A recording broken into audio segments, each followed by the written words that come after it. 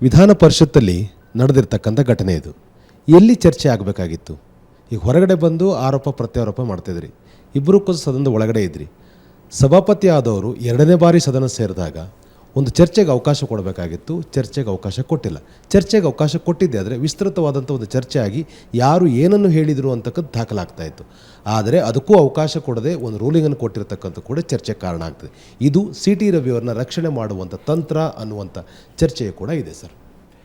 ನಾನು ಸಭಾಪತಿಗಳ ರೂಲಿಂಗನ್ನು ಅನುಮಾನಿಸೋದು ತಪ್ಪಾಗತ್ತೆ. ಒಂದು ಮಾತು ನಾನು ಹೇಳಕ್ಕೆ ಬಯಸ್ತೀನಿ, ಅವ್ರು ಕರೆಯೋವರೆಗೂ ಅವತ್ತು ನಾನು ಅವ್ರನ್ನ ಭೇಟಿ ಮಾಡೋಕ್ಕೆ ಹೋಗಿಲ್ಲ. ಯಾಕೆ ಅಂದರೆ ನನಗೇನು ಗಿಲ್ಟಿನೇ ಇರಲಿಲ್ಲ. ಮತ್ತು ಅವರು ಕೊಲೆಗಾರ ಅಂತ ಹೇಳಿದ್ದನ್ನು ಅವರು ಒಪ್ಕೊಳ್ಳೋವರೆಗೂ ನನ್ನ ತಲೆಗೂ ಏನು ಹೋಗಿಲ್ಲ. ಅದು ನನ್ನ ಉದ್ದೇಶ ಇಟ್ಟು ಹೇಳಿದ್ದಾರೆ ಅಂತ. ನಾನೇನೋ ಅಮಿತ್ ಶಾ ಅವ್ರನ್ನ ಉದ್ದೇಶ ಇಟ್ಟು ಇನ್ಯಾರನ್ನ ಉದ್ದೇಶ ಇಟ್ಟು ಹೇಳಿದ್ದಾರೆ ಅಂತಲೇ ಅಂದ್ಕೊಂಡಿದ್ದೆ. ಅವ್ರು ಹೇಳಿದ ಮೇಲೆ ಗೊತ್ತಾಯಿತು ಅವ್ರು ನನ್ನದು ಉದ್ದೇಶ ಇಟ್ಟು ಹೇಳಿದ್ದಾರೆ ಅಂತ.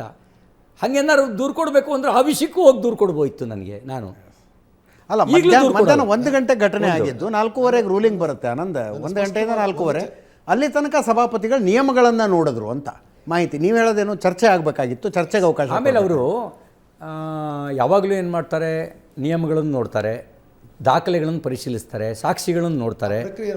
ಆ ಎಲ್ಲ ಪ್ರಕ್ರಿಯೆ ಮಾಡಿದ ಮೇಲೆ ನನ್ನನ್ನು ಕರೆದು ನನ್ನ ಹೇಳಿಕೆಯನ್ನು ತೊಗೊಂಡ್ರು. ನನ್ನ ಹೇಳಿಕೆಯನ್ನು ತೊಗೊಂಡ್ಮೇಲೆ ಆಮೇಲೆ ರೂಲಿಂಗ್ ಕೊಟ್ಟರು. ಏನು ರೂಲಿಂಗ್ ಕೊಡ್ತಾರೆ ನನಗೇನು ಗೊತ್ತಿರಲಿಲ್ಲ. ಮತ್ತು ಸಭಾಪತಿಗಳ ಬಗ್ಗೆ ಅನುಮಾನ ವ್ಯಕ್ತಪಡಿಸೋದು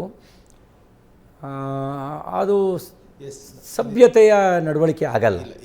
ಮತ್ತು ಹೊರಟ್ಟಿಯವರು ಹೇಗೆ ಅನ್ನೋದನ್ನು ನಾನು ಹೇಳಬೇಕಾ?